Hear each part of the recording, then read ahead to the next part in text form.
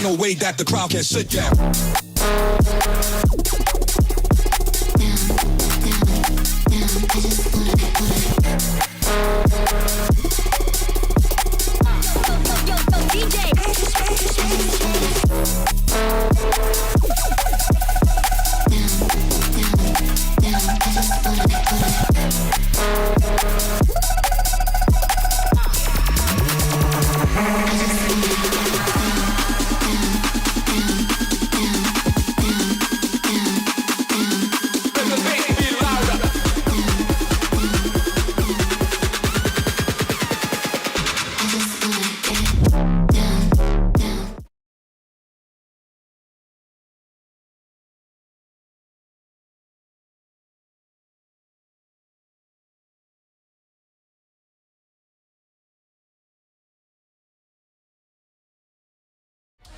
And just like that, welcome to Press Pass Live, everybody. I am your host, the Commission Nate. Thank you and welcome in to the world's oldest, longest online CFM. Started in 2001, still going strong. And this is our weekly podcast. Let me welcome in my two buddies here, Mr. Maniac, the owner of the Buffalo Bills, the mighty Buffalo Bills, and the commissioner of the Deuce, our dynasty league here in the OMFL, or the Grown Folks.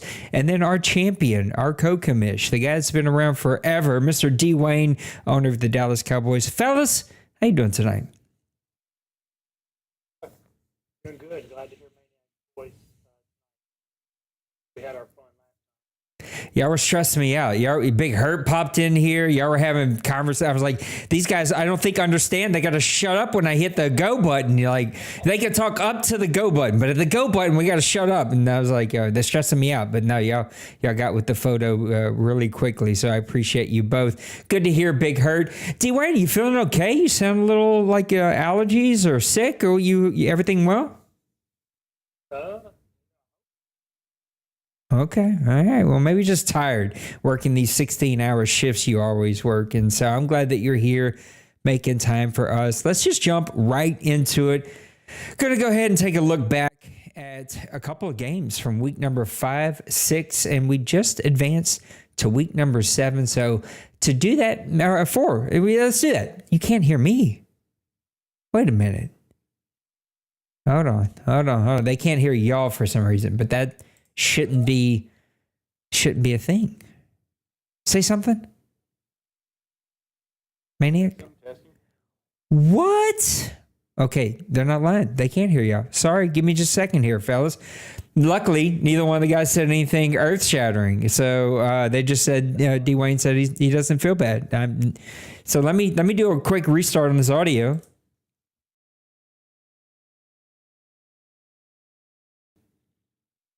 Wayne, give me a test mic. Maniac, give me a test mic. Both. I don't care. Same time. Yes. What is going on? Why is this not working? Okay, I hate to do it. I'm going to close Discord. I'm going to open it right back up, and I'm going to see if that fixes our issue that we got here. So stay here, fellas. I'll be right back. I can hear them just fine. I don't know why y'all can't, and we didn't do a test because guys are waiting on me after church, and I didn't have time to do test stuff. And so hopefully we have fixed some issue. Yes, we have fixed the issue. I don't know what Maniac was just doing. I don't know if he was, stretching, grunting, trying to pass a stone, but whatever it was, it ended up testing the mic, and I know that everybody's good. Well, guys, how you doing tonight? Doing wonderful. Very good. See, y'all here too, right? Wayne just sounds tired. I feel bad. I'm making Wayne be here tonight, but I'm glad that he's here. I'm glad that we can do this show. Well, fellas, let's jump into it. Week 4, 5, and 6. Do some recap. We're gonna see if we can take 45 minutes to get through this. Mr. Maniac, why don't you cover some games for me? Yeah, I'm doing my stretches because I'm going to try to do this as fast as I can go. So I got to get warmed up, doing my steps in place, and I've already wasted 5 seconds talking about that. So week 4, a lot of games as of usual. We got 32 guys here in this league that play exceptionally well, and we got tons of games that we could talk about, and I'm talking about the Green Bay Packers beating the Bears 43-28. The highlight game that I want to show, though, is Detroit, Minnesota, so we'll come back to that one. New York Jets get a 37-22 victory over the Carolina Panthers. Another close game here, 27-23. Cincinnati beats Pittsburgh. The Dallas Cowboys 34-20 over Washington. This Real game quick, got played twice, but I'm gonna man, slow you down on this a, one. I was just gonna say I got to watch this game. I know you're not gonna talk about it. This was a closer game until late. It was. Yeah, and I think Dwayne has mentioned before that Shilobad always plays him really tough. So, so he's a great owner. He calls plays really well, and he just seems like he kind of just gets you out of your rhythm. So, yeah, I wish we could have all watched that game. San Francisco beats the Tennessee Titans. The Tennessee Titans have kind of resurgent, but San Francisco also flexing his muscles, saying he's back. 29-24 win over Kobe. Philadelphia 24-14 win over the upstart New York Giants. I was trying to say Jets, but Giants with Mr. Bill. But Philly and Twinkie, man, he's still coming strong and doing his thing. Jacksonville, Kansas City is another game I could have talked about. 22-20 victory for Jacksonville. Houston has been playing lights out here, seems like lately, and has been in almost every game we see. 23-28 loss to the Denver. Denver's still putting out some wins out there in the Mile High City. 52-25 victory for the Seattle Seahawks over the Arizona Cardinals. Statement game. What was that? Statement game. Seahawks making a statement. Yeah, he said he's fed up with losing, so he come out firing all cylinders. So the Miami Dolphins, they have been red hot. Hurt was just in here talking about that he needs to get all the wide receivers for the Miami Dolphins drug test because they are like speeding down the field and they are not having no quit in them. So he wanted them drug tested. So, but 35-28 victory over New England. I'm surprised this game is really closer than it was because I think that anytime those Dolphins get on the field, then they can just make it happen with those wide receivers that they've got. 31-21 victory for the LA Rams over the Indianapolis Colts, who struggled a little bit. Buffalo kind of tore up Atlanta. We're not going to talk about Big Hurt, so I don't want to mess up anything for what you got going here. Cleveland 38-21 win over Baltimore. Those Brownies, they've been kind of up and down this season. Definitely, though, within the division, they play each other really close and have really tight games in that division. So, good win there for the Browns. And the New Orleans Saints, 34-27 victory over Tampa Bay. Them Saints are hoo-daying over there, hoo-datting over there. So, the game I want to talk about, though, Detroit and Minnesota. Just looking at the game stats, looking at scores per quarter. Both these guys were kind of going back and forth all game long. Both guys had the rushing yards going, but Minnesota did have a better game on the ground with 127 compared to 70 for the Lions. 92 passing yards for the Vikings to 208 for the Lions. So both these guys were kind of doing opposite of the other guy, but still were churning out good effort there on both sides of the ball. Turnovers, 3 turnovers by the Vikings. Definitely in a close game like this, 2017, you start looking at that. That was probably the difference maker in this game. Looking at the stats, and I'm not going to go over every stat, but I'm just going to kind of touch a little bit, from what I'm seeing here. The rookie Fargas, he didn't have a touchdown pass at all in this game. He had 1 interception, and he was only 54% completion, but to that, McCarthy was only 16% in his completion rate. So both guys struggled throwing the ball, looked like a little bit. McCarthy was only 2 of 12 this whole game. 2 of 12. Ouch. Yeah, that would definitely hurt. So, but we had more interceptions than TD passes in this game. So maybe this is the reason why McCarthy was on the trading block after this game. So, kind of touching across the what was a little bit of the rushing. Moorhead led rushing with the Vikings with 11 for 63. He didn't have a touchdown. We see Henry getting a little bit of love over there in Detroit. 10 carries, 41 yards, and a touchdown. Corum had a touchdown, and then Gibbs also had a touchdown this game. So a lot of spreading the ball around. Receiving, Laporta was number one with 5 receptions for 69 yards. Watkins, the receiver, and St. Brown both had 4 right underneath that. So trying to keep his wide receivers fed there. The only one touchdown pass catch there was the one reception by Scotty Miller for the touchdown for 62 long there. So that's pretty impressive.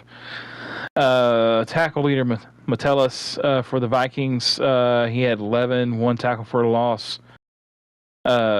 Davis also had 10 tackles.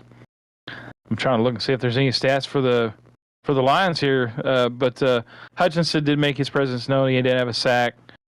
Turner and Grenard had 1 for the Vikings. The interception best that went on, Scott had 2.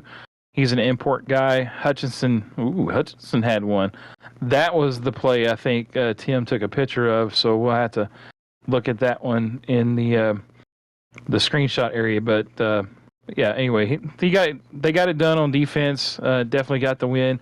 But I think the Vikings get the last laugh in the season showdown, I think, in week 6. So any of those games from week 4, I know I probably spent already 10 minutes just on week 4, but you're spot on, right at 10 minutes. No, look, I think there were a couple of games that you touched on that were really good. That Commanders and Cowboys game, I was like, wait a second. 1 or 2 things happen with Wayne. He'll debate this and argue with me, and I'm fine with it. I'm older than him, so I can argue back. His wife is either feeding him rum and cokes, and you can beat him, or he's just got off of one of those 28-hour shifts, and he's just dead tired. I don't know if either one of them happened here because this game was at like 3 a.m. or something, and it felt like maybe Wayne was just tired, but the Commanders hung with him for a minute there, and then the turnovers just ended up being the thing that would come back to get him. And then the LA Rams, we'll talk about them probably a little later. He's playing superb football right now. He's got that team rolling. All right, so go ahead, Nate. I mean, Dwayne, sorry. I'll take that as a compliment. It was an early game. If y'all know, his time schedule is like, I think he's 12 hours ahead of us or something like that. So we did play at like 6 a.m. in the morning. And that was a good wake-up morning slap from Shiloh that morning. Yeah, I was going to say, anytime you had to play kind of outside of your time zone, it does make a little bit of a difference for you. And I guess just thinking about Shiloh Bed's playing out of his time zone a lot. So moving on to week 5, I guess. So, again, there's a lot of games we could talk about. The one game I want to highlight, Miami at Cleveland. This was a barn burner, 45-43. Again, I could run down all the rest of those games, but I'm not going to because they won't be here 30 minutes. Go for it. Just make it quick. That's all. Cincinnati beats Green Bay 28-21. Baltimore gets the win over Chicago. Chicago's struggling still. We got to talk about these Bears tonight. Yeah, I think he's trying to force feed that wide receiver a little bit, maybe too much, but he'll get them built up and he'll make a run for it probably the final 2 seasons of the cycle. But 42-20, Carolina is kind of sneaky. They talking about they stink, and then all of a sudden he pulls out a 28-7 victory over New England. Dallas in another close game with Nysonger. Nysonger's really kind of stepping up and playing really good ball. I like what I see from Minnesota. Indianapolis gets a 17-7 victory over the Jets. The Eagles get a 34-31 victory over the Lions. I kept trying to call them the Phillies, and this is baseball. This is football. 34-31 victory over the Lions. Buffalo gets a statement game here over the Pittsburgh Steelers, 45-14. Talk about all those superstars and X factors. LA Chargers 45-42 over Washington. That game was another one that just went all over the place. Houston plays the San Francisco 49ers close, and that's what I was talking about. Roger has just been in games and games, and he's just doing a great job competing, but he falls to the 49ers 24-27. The LA Rams 23-21 victory over Jacksonville.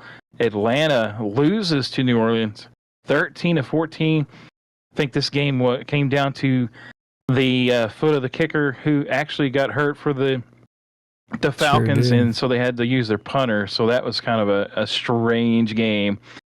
The Giants get a 17-9 victory over Arizona Cardinals. The Cardinals are kind of falling out of playoff contention early on. See if they can get things turned around. Seattle, another statement game, 30-8 over Tampa Bay. Denver gets a victory over the Raiders, 31-21, and then KC gets a victory, 3-point victory over Tennessee, 38-35. That was a really surprising game there. Also, Miami, though, and Cleveland would put on a show for us with 45-43 victory for Miami. Looking at the yards, there's going to be a lot of passing yards, and the one that just jumps off the page, the Browns had more yards passing than the Dolphins did, 449 yards passing compared to 298. First downs 25-18 for the Browns. Turnovers 2-1 though. Again, with a close game, those turnovers really hurt. As you see, the Browns try to make a valiant comeback there with a 20-point fourth quarter to get it to a 45-43 game. Looking at player stats, talk about the Browns leading the passing charge, 458 yards passing, 4 touchdowns, 2 interceptions for Nowick, 26 of 39. So just very efficient play from the quarterback here for the Browns. Not too bad for Joe Duke. He had 2 touchdowns, 298, 18 of 26. He was just really kind of maybe being a little bit more careful with the football there. A-Chain, 12 carries for 101 yards and a touchdown. 47 was a long. He's definitely got that running back rolling for him. Got a couple other guys that had a few carries there, but the tight end, Njoku, had 7 receptions for Cleveland, 3 touchdowns. He was the guy churning out the touchdowns for the quarterback. Jerry Jeudy had 8 for 140. Tyreek Hill had 8 for 128 and a touchdown. And then you had Wilson, the new pickup there for the Dolphins. He had a touchdown as well. And Tank Dell had 4 catches and a touchdown also in this game. Defense, Fuller, 13 tackles, a tackle for loss. Your sack leaders was Robinson. This is only 1 sack in the entire game. Robinson had that sack. And then the interceptions, Noel and Adams for Miami get the interceptions. Hey, I was a little bit quicker on that one. You did good. They say what defense? This game was absolutely nuts. I didn't get to watch the whole thing, but I did get to watch bits and pieces of it. And it was like big play after big play after big play. It was just one of those crazy games that you're like, what just happened? Also, I wanted to comment, but I was like, I don't want to interrupt him. But that not Broncos, I'm sorry, I'm thinking Broncos because he's a Broncos fan, but the Colts Jets game, I watched this one for about 3 quarters or so, and he was the most unhappiest winning team I've ever heard in my entire like he just was angry the whole time about everything. I'm like, you realize that you're winning this game, and you're absolutely right. My Saints got crazy lucky. This was just a stupid game. It's just crazy how good the Falcons played defense. Ended up being his kicker that I didn't run into him. Just FYI, just want to make that clear. I did not touch him. Didn't even know how he got hurt. Must have pulled his groin walking back to the bench, but ended up being the play of the game. He got in close, froze the kicker. Partner just shanked it over to the left. Now, be honest, you pulled a pepper. No, I did not. I did not pepper him. Yeah, if there's anybody, in this league has taken frustration on kickers, it's Pepper. Quite a few. All right, so I guess we'll move on to week 6. Then, sorry if I'm cutting you guys off. I'm thinking in my head. Okay, I gotta get this. Gotta get it out. So week 6, we got a lot of games that we had some really good games played late. Also, in this week, one that just right off the page though, Broncos and Bears, 35-32. Both these guys putting up some points. 35-10 victory for the Titans over the Houston Texans. 23-15 Buffalo defeats Cincinnati. This game was a really tough game. I'm telling you what, Cincinnati, man, their players were laying the wood. They were hit sticking, head hunting, whatever you want to call it, man. They were laying the wood though in this game. New England gets a 29-26 victory over the Philadelphia Eagles.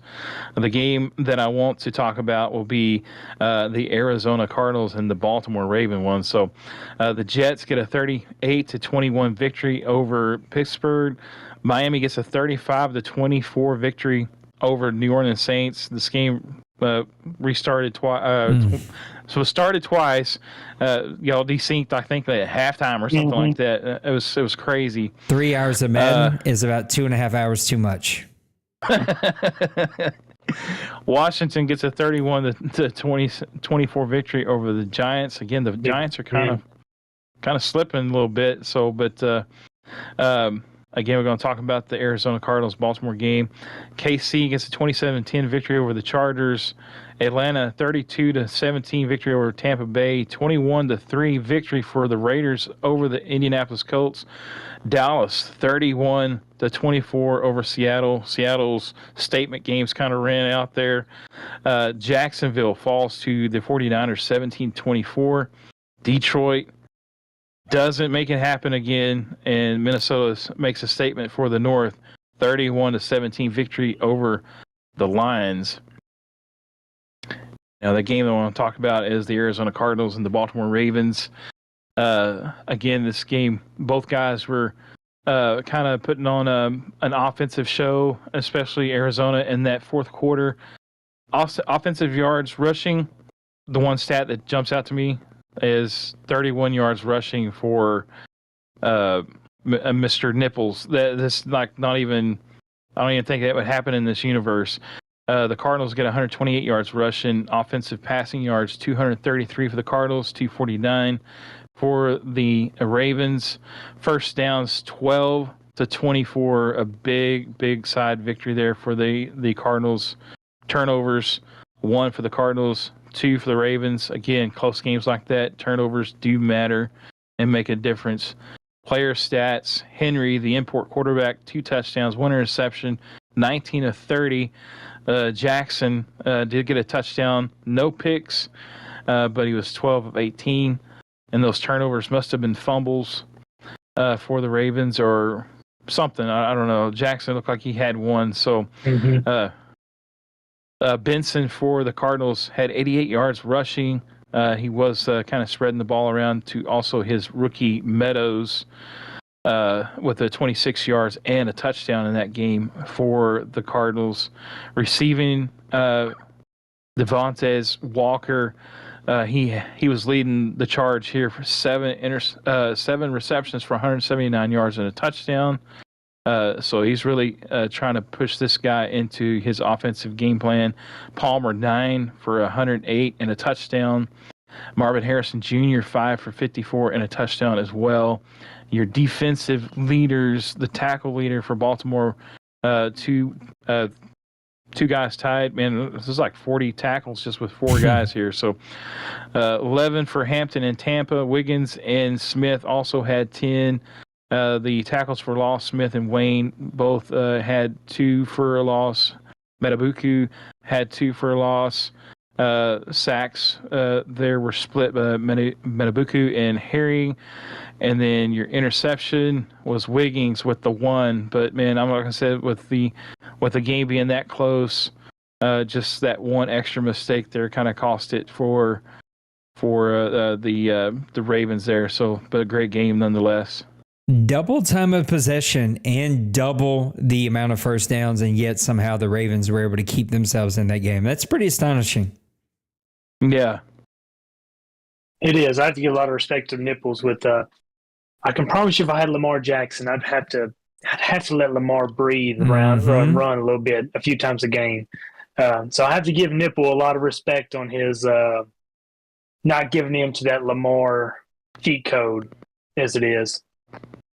I definitely agree. You gotta let that man stretch his legs from time to time, but Nipples kind of stays pretty strict to it.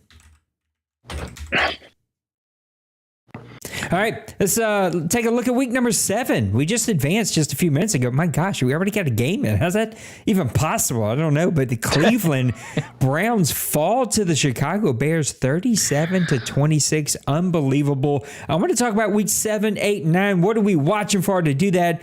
Mr. Dwayne, take us away. Well, I can speak for one that I'm watching as we play do this show right now. This Atlanta and the Miami game is ridiculous.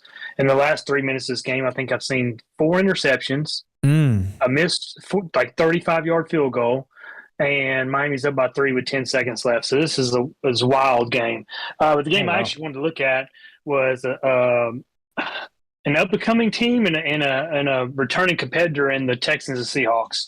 And I kind of thought about these teams. The Texans are on just a crazy start this season, averaging almost 41 points a game. And we know Roger is just airing it out with DeMarco. And we know Roger is willing to trade, a touchdown for an interception. If he kept it a little closer than that, he might have turned some more wins in so far this season. But this is a Texans team that is kind of shaped like the Seahawks used to be. Meek got rid of Metcalf this offseason. He reloaded with a younger receiver who just isn't quite Metcalf. And as most of us know, Metcalf is kind of genetically built, being big, fast the way that he is. And I think it's kind of changed Meek's way of playing this season. If you look at his stats, I think he's only averaging like 180 yards passing the game. Actually, 160 yards passing the game, but he leads the league in rushing right now with 160 yards a game. So he's kind of changed his whole platform of run the ball and then play the deep route with Metcalf on play action, and it's kind of worked out in his. Sorry, I'm getting sidetracked watching the end of this game. But watching Meek play this and playing him, it's a whole different Meek right now. Yeah. It's like he's trying to figure out his identity without Metcalf. That Seahawks team's kind of getting a little older. He's got a Kenneth Walker back, who's a stud running back, and it's interesting to see him. And then Roger is just. He's almost like the old Texas Tech, the Mike Leach, air it out raid system. You can't sleep on him. Every play can go for a touchdown. And that game just intrigues me because Raj has been just such an offensive juggernaut. You got the Seahawks, who are one of the best defensive teams here, and he's really playing to his defensive strengths now with him running the ball and still passing, but he leans on the run and plays good defense. I'd be interested to see what y'all think about this Texans-Seahawks game because I think it's going to be a good one. It's going to be some firepower, right? There's going to be a lot of offensive numbers possibly put up. Now, we've seen the Seahawks put up a lot of numbers, but then we've seen them stifled a little bit, though. Texans and Raj not really known for stifling defense. I'm going to put up 85 points when you just got to come and keep pace. So that could be a really fun game. Manik, what do you think? This is the one you take the over on. Well, it depends what that line is. Since he might drop a crazy line, how he helps us keep those things up to date. 2 other games I want to quickly touch on. Bills-Panthers, 2 old division rivals meeting up once again. The hit and miss bird against the very dominant Bills. I watched you, Maniac, play the game here tonight. Man, that team was really dominant. You're clicking. I'm taking notes. I'm just trying to figure out what the hell you guys are doing to stay so consistent because I am not consistent. And low-key, what could be a game that is the start of a rivalry if these teams get to play each other. 2 teams that would not surprise me if we see them make a run before the end of this cycle into the bowl. Titans-Rams. Low-key going to be a really, really good game there in week number 7. Before we turn to week number 8, any other games here? Moving on. Go, Maniac. Yeah, you see? No, you got a couple seconds with me, and I'm moving on. The Colts and... Oh, okay. No, I'm just picking. Go Colts, Jags. Colts Jaguars. I think are kind of a low key because you've seen the Colts. He's kind of up and down, but he always seems to play his division rivals pretty tough. So I think that would be one to watch. I agree. If he can just not be so mean to himself when he's playing these games. Week number 8, what are you watching for, Dwayne? Week number 8, I got the 49ers and Rams. And this kind of goes back to, I know y'all said we're going to talk about the Rams at some point, and then you got like the old line. You know, you talk about in the Sahara, the old line comes up. He's dominated the area for so long, and then you got these new lines that come up and try to knock him off. And I think this is a perfect example of that. You got the 49ers, looks like they're back on the torrid pace again. His offense is middling, 11th, 12th ranked in a lot of things, but his defense is back. He's second in points allowed, first in yards allowed, first in passing allowed. He gives up a few rushing yards. He's still ranked ninth in the league, but he's kind of back doing what he's doing. I still think he's trying to figure out his quarterback, which is scary. He's 6-0 while trying to figure out his quarterback. And then you go over to the Rams. The Rams hadn't done spectacularly statistically, but they're just solid across the board. But he's up and coming. He's not scared of nobody. He kind of comes from this new generation where D-Money's got 12 championships on the wall. He doesn't care. He used that as if he used anything, it's bulletin board material for him. And I think that's going to be a hell of a game. It's kind of like the new regime and the old regime, and he just wants to knock the 49ers off. And I think he took it to heart when everybody kind of gave him the, damn, you're going to the NFC West. Man, I feel bad for you. Don't feel bad for him, because I think he put that on his bulletin board, and he's used it, and all he did is succeed since he's been in that division. I cannot argue. And at the same time, I'm seeing visions of early Meek, when Meek was just starting to figure it out, and he was bold and brash and talked all that trash, and then got humbled many times before he finally figured out that D-Money sort of code that you've got to break to be able to be dominant against him. And then the playoffs is still sort of Meek's issue. I can kind of see that happening with the Rams. Big, bold, brash team. He's confident. He talks the trash. He tries to walk the walk. But, man, you better be careful. You better carry a light stick whenever you're playing with D-Money, because when you step into the field with him, you're playing with a real player, a guy that knows how to win, a guy that knows. I don't use this in the sense of like cheese, but this guy knows how to manipulate the game and manipulate you to play his style, and that just rarely works out. And the 49ers aren't quite as fast as the Miami Dolphins on offense, but on defense they are, and that defense is just stupid. It just doesn't make sense how fast they are in every sense of the way. Maniac, I was giving you space. Oh, is that my cue? I'm sorry. I was kind of getting sidetracked and watching this game too here. But is the game not over? It was 10 seconds, 10 minutes ago. What happened? The Seahawks and Saints, I think, are going to be kind of a good one to watch here. I think with the Seahawks, I know Nate's going to be like, "Oh, come on, you'll probably beat me with the light pole, and it'll be ugly." And I think the Saints are quietly kind of turning their season around. They're Madden. I mean, last season this Madden was kind of washed out, but I think you're kind of figuring some things out, and you're getting a lot more committed to getting the offensive rolling, and I think your defense is improving if they'll stay healthy. I think that's been your bugaboo right now, though. It's just you guys going down. That rookie defensive end, I think, went down again already with another injury. So, but I do see a lot of nice things coming from the Saints. So I think this could be a good game to watch, and I think it could be a real competitive one. I think Titans-Raiders could be a really good game. Raiders low-key are starting to have another solid season. Titans and Kobe clearly have turned things around over there. The Ravens-Steelers, I think Penguins is angry, and an angry Penguins is probably not a fun Penguins to play against. Now, he may not get all the games he wants to get this season, but he's going to get that figured out. Ravens and Nipples, always a fun game. Those two, I think, just draw the best out of each other. Lions, Packers, got to sign up for that one, right? Never know what to see from either one of these teams. Priest and his Packers playing really good football, but Tim and his Lions, he just knows how to show up and play good football. What's up, really? Good to see you. Appreciate you hanging out with us. Last look, let's take a look all the way up to week number 9. What are we watching for, Mr. Wayne? Well, I'm going to let y'all talk about Jaws, because my initial pick was the Saints and Bills. I think that's going to be a fun game to watch, and I would love to hear y'all break that down.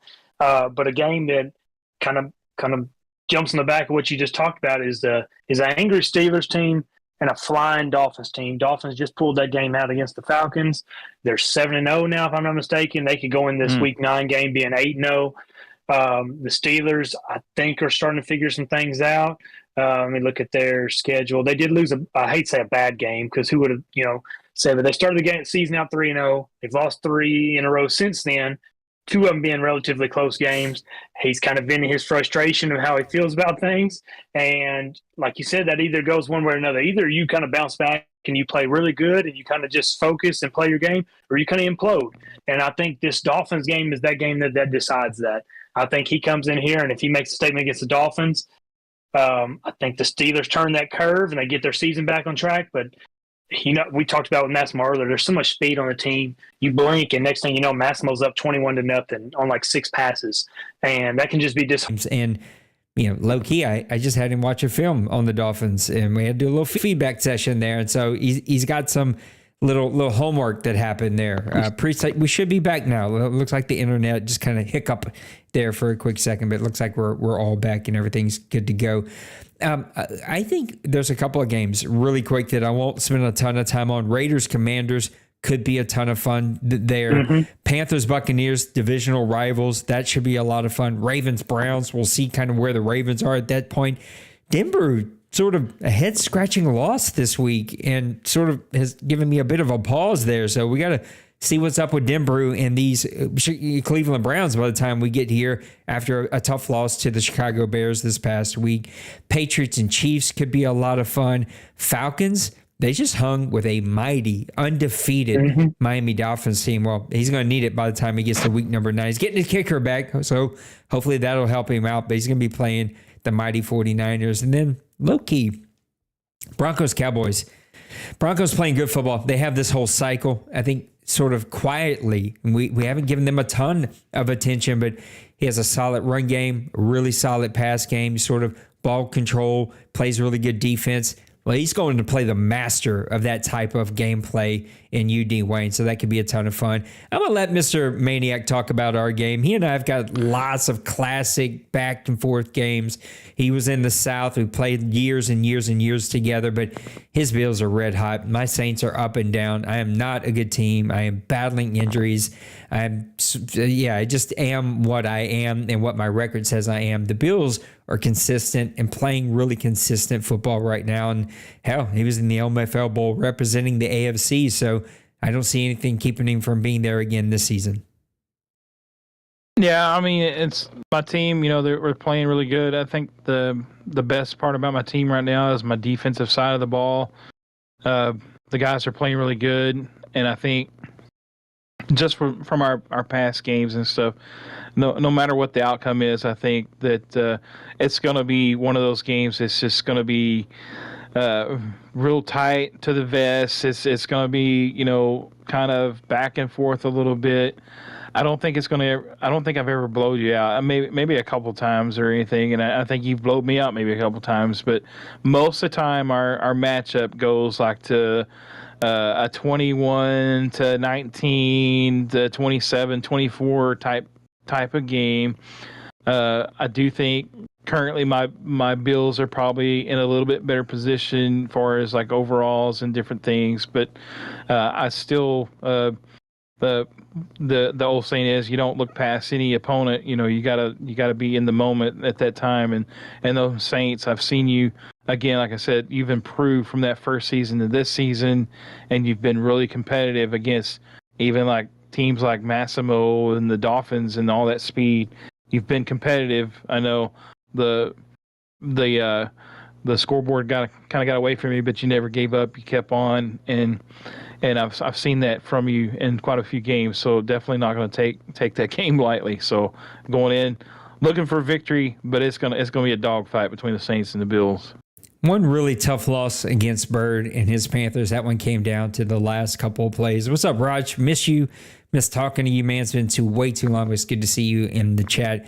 And then 2 humbling losses to 2 of the better teams in the league, the 49ers and the Dolphins, and a lot of injuries. We're battling through a lot of injuries. Cannot keep this rookie number 1 overall draft pick in the OMFL on the field. We knew that going into it. Roger told me, don't draft him. He's going to stay hurt. And I was like, well, there's nobody else I could draft. So I kind of had to go with him, and it is definitely coming back to hurt me. All right, guys, I want to turn the corner here just a little bit and I want to talk about surprises in the OMFL up to week number 7. We're just starting week number 7 in season 112. What are some of the biggest surprises? And I left this open-ended. It could be a stat, could be a player, could be a team, could be an owner, could be good, could be bad, could be indifferent, could be trades.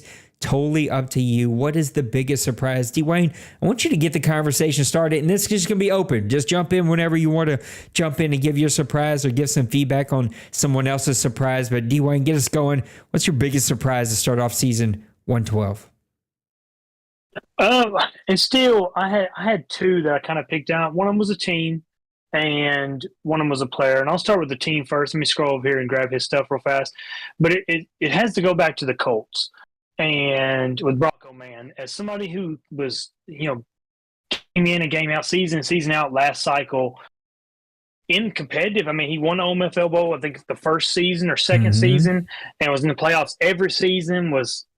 He had them Colts. They could beat anybody any given day, and he just hasn't figured this game out yet. And I do think he can be his own worst enemy.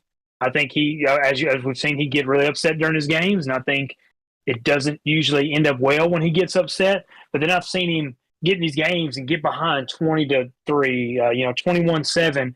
And next thing you know, he makes a flying play with the guy and changes the game. And he's got some plays that he runs that are just, it seems like that he can pick you apart at any given time. And when he just stays within himself, he is a great player. The only knock I have to say, Bronco Man, is for some reason you always talk bad to your cat during the game. My wife even noticed that. And she said you're going to treat your cat better. But the Colts, I can't understand why he can't figure it out. He has a lot of talent on that Colts team. He's won with less talent before. And I'm just intrigued to see what y'all think about that. The Colts, like I said, the second year in a row that they're in the bottom, already looking like a top 5 draft pick. And that's just not what Bronco Man is. Too much talent. As a coach, there's too much talent on that Colts team to be where he's at, and I have no answer for why he's having the struggles he's having. And not that far off until you see a couple of key stats, I think, and you're so spot on about this movie. Looking at his sacks, we're through 6 weeks, just started week number 7 here.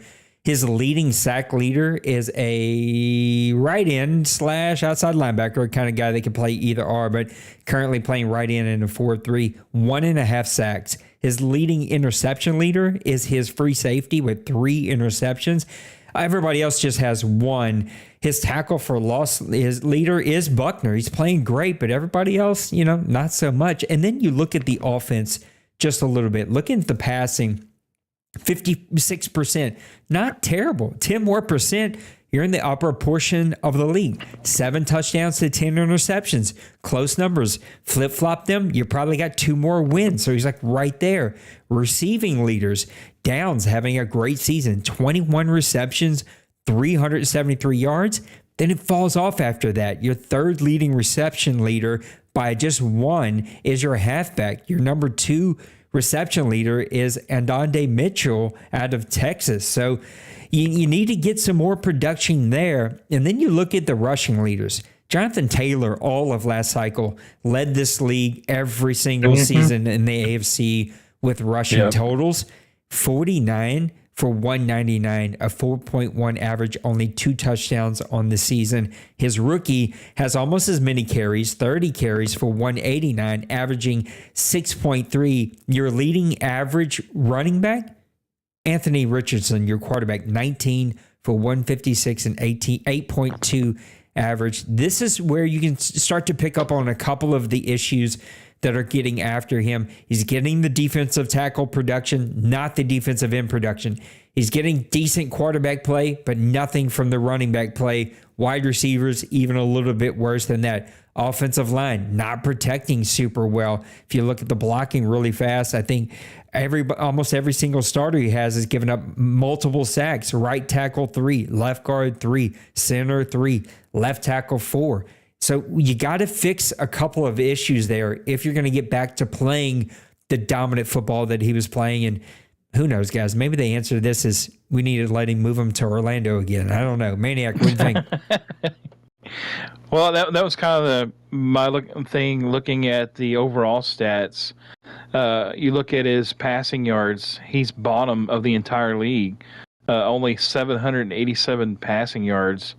And he's not like bad, but I mean, he's at the bottom end of the rushing attack with only 543 yards rushing, he's last in total offense, 4 rushing touchdowns. So just those stats, it's just like it just kind of makes you wonder. I know I picked up one of his linemen that he let go in the offseason, and he was at a guard, and which I switched him to right tackle because he's better at pass blocking.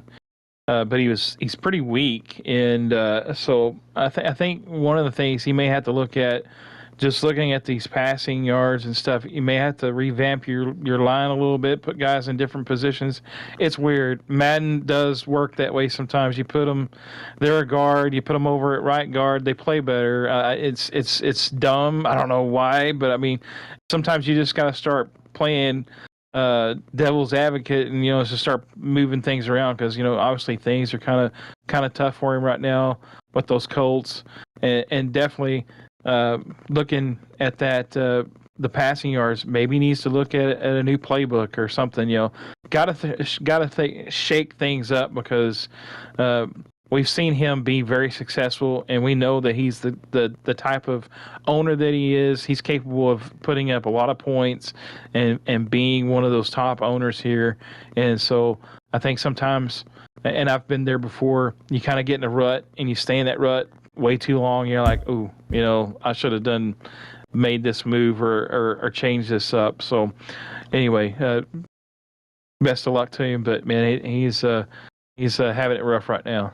All right, Maniac, I want you to go next, but before you do, I want to go. This one stunned me whenever I seen it. We've given him his flowers so far today, and that is the Miami Dolphins playing superb football here in the OMFL. But if you go over here to team stats, and then you scroll over to the defense, this is an undefeated team in the OMFL, and guess what? He is almost dead last in total defense. He is second to dead last in total yards, 2,489. Now, he does have one more game, because we just started week number 7 here. In passing yards allowed, he is dead last at 1,882. Rushing yards allowed, he is middle of the pack, I think is where he ended up falling. Yeah, right at middle of the pack. And then we get to the points per game that he's allowed, and he's going to be in the top 10, I think is where we've seen him. Yeah, he's right at 10, 12, somewhere in there. Looking at the sacks so far this season, he's doing pretty decent in this area. He is going to be in the top 7. But then we look at a couple of these other stats here. I think it was interceptions. Boom, boom, boom, boom. Where are you at?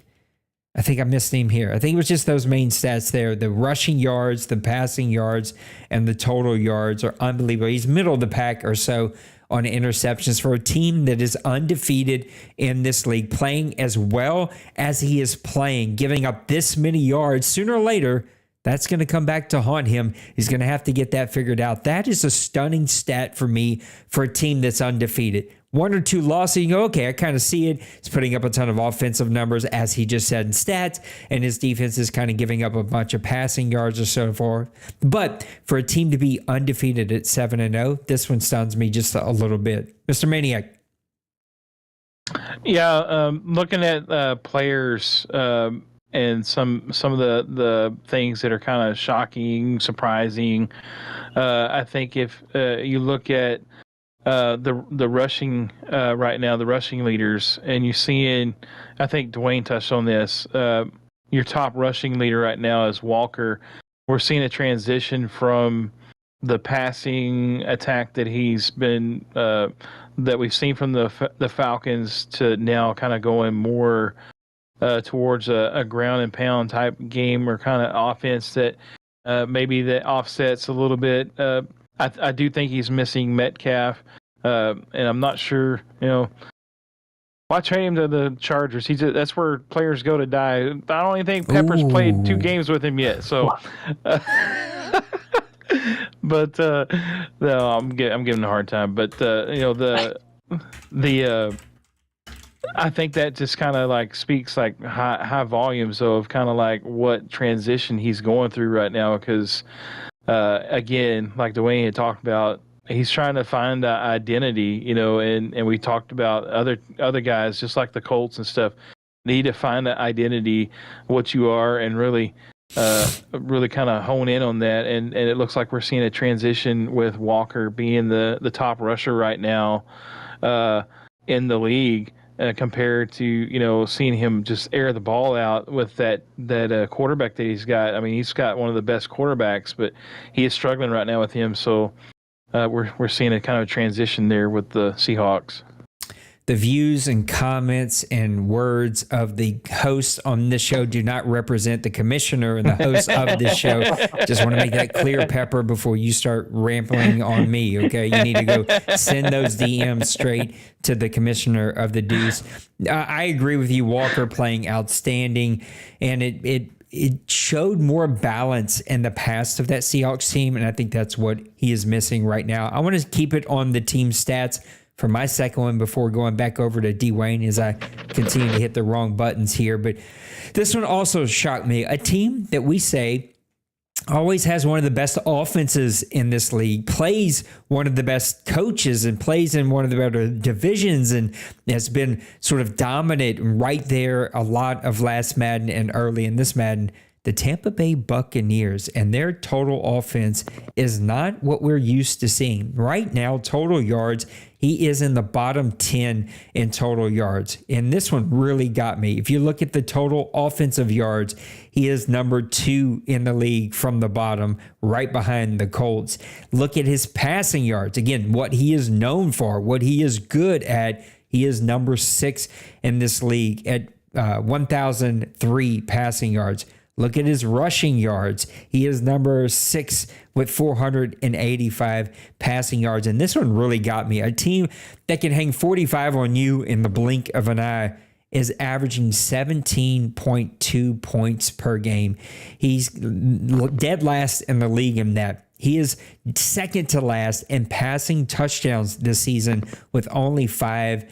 And he is in the worst part of the league. I think the top half of the league in the least amount of rushing touchdowns so far this season. So the Buccaneers also third worst in first down. The Buccaneers, for all the offensive power that they've shown in the past, he's got Drake May playing really good football. He's got massive receivers, speed. He's kind of got it all. According to the stats, they're not playing up to par. Mr. Dwayne, what's your second most surprising stat this season? Yeah, before I get that, I kind of jump on your thing with about Kev and the Bucks, and we always know that he's always had a vaunted offense, and when he had a good defense to complement that, he was just scary. And you talked about his defense. I think he has like 3 combined sacks in the season. His kickers made 1 field goal through 7 games, 6 games. That's a tough stat. And Drake May, I think the Buccaneers in general have been trying to look for a quarterback, since the Brady era. And then he had his own import he used for the longest time. I think last Madden, maybe the last 2 Maddens, he went with Drake May. Drake May's obviously not working out at this point, 5 touchdowns, 17 picks. And he was always kind of one of those sleeper running coaches because he always had a pretty good running game for a guy who liked to throw the ball the way he did. And like I said, Kevin, he just ain't quite figured it out yet. I looked on his red zone percentage. He's been in the red zone 17 times. He's got 7 touchdowns and no field goals for like a 40% red zone percentage, that's just not going to win games. It just looks like he forces it when he gets down the red zone. He forces 17 interceptions through 7 games. It's hard, even some of these vaunted teams to do that. Some teams with really great defenses, and I think Kev will get it figured out. But I think he's got to get him a quarterback that he's comfortable with playing with. To make that turn.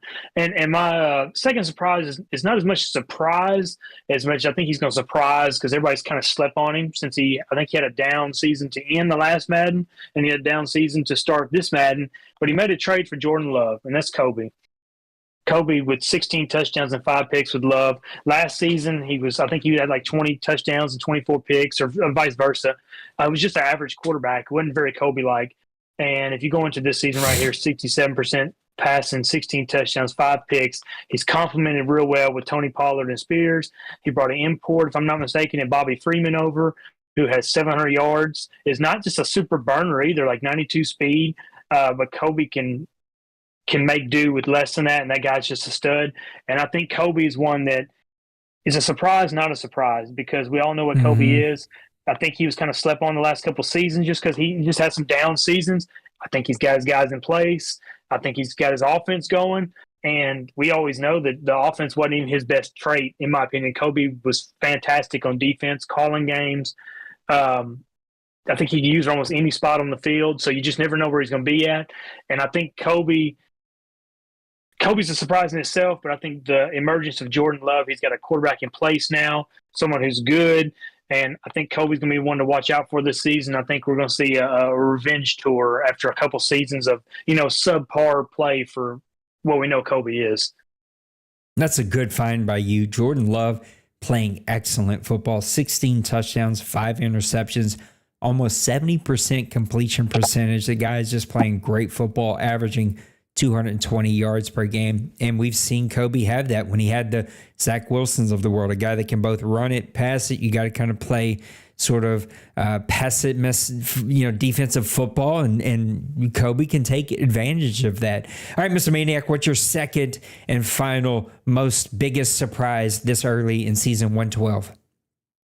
I think just looking at some stats, I think the biggest surprise is the sack leader in the entire league is the guy from the Broncos, Browning. At least that's what is showing in the game. I know sometimes if you look at like AFC versus NFC, sometimes that will change, but I think that's what it's showing now. So he seems like he's getting a lot of production from this guy. He's got 8 tackles for a loss.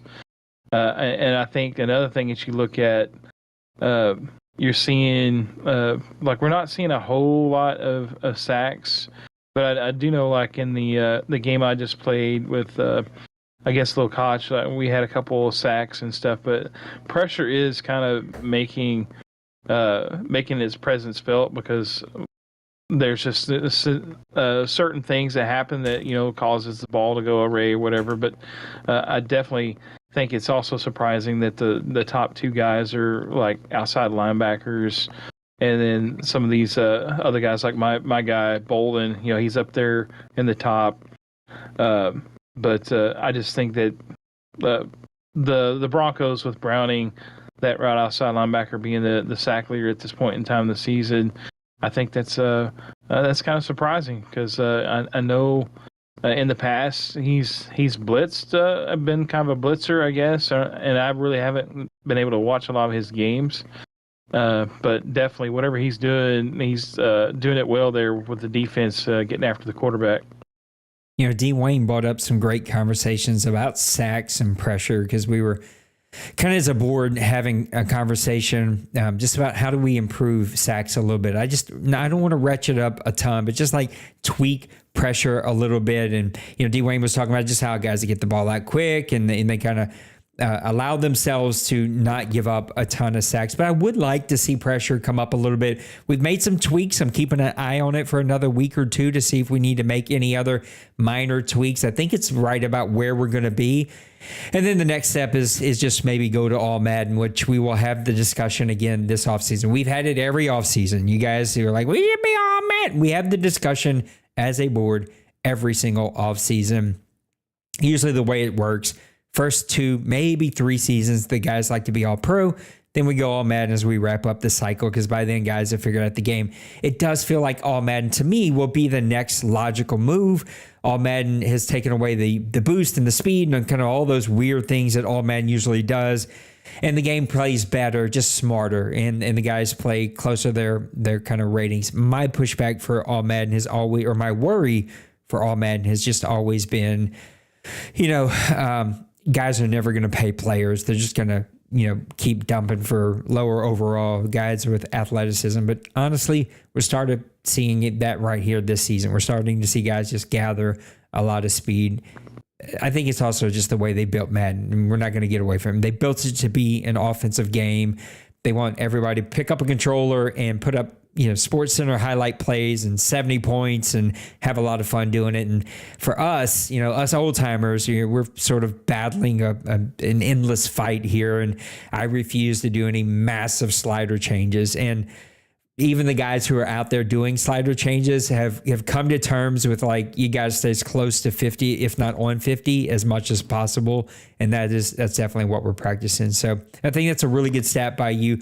Lots of guys in that 3 to 6 range, not seeing the 10, 12 range early this season. Hopefully we can turn the corner and get a little bit more of those. It's good to see a couple of defensive tackles here at the top of the leaderboard in sacks, though. I like when the big guys are able to get back there. All right, let's go unpack the mailbag. Lots of questions for us to dig into as we wrap up this show. Let me get over here and pull up the mailbag because I didn't have it up. We were doing some other things. All right. Lots of questions, man. Let's see if we can get through this in the next 4 hours. All right. Mr. Twinkie says, biggest mistake that you've made in a game that you won or lost, like a pick six or something else. What do you guys think about this one? Biggest mistake you've ever made? Go ahead, Maniac. I got mine unless you... Biggest mistake was not changing in the bowl game.